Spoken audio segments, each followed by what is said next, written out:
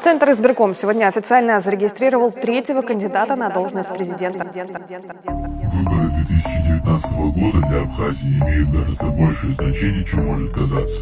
2 десятилетия бессмысленного противостояния двух политических лагерей в борьбе за доступ к ресурсам и за распределение российской финансовой помощи загнало страну в тупик.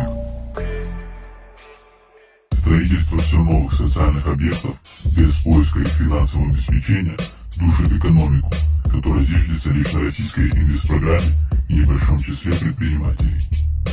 Правоохранительная система до сих пор не обеспечивает безопасность в стране. Суды, несмотря на проведенные реформы, остаются коррумпированной системой. Республика остро нуждается в специалистах и притоке инвестиций. Копнув немного вглубь, становится ясно, что все проблемы Абхазии идут с головы. После окончания войны в Абхазии было 4 президента: Владислав Ардева, Сергей Баграк, Александр Анклав и Рауль Хаджимов. С конца правления первого президента Ардева и по сегодняшний день политическая борьба не останавливается.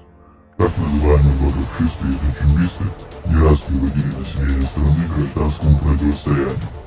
Все это крайне негативно сказывается на развитии республики, как экономическом, так и социальном.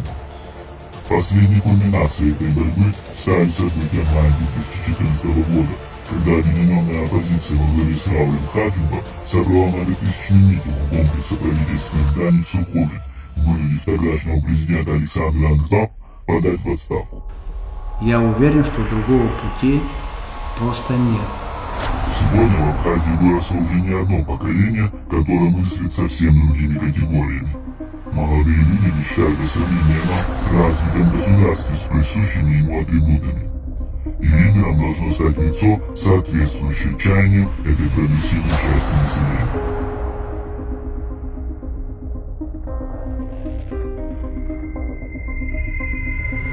Кто возглавит республику в 2019 году?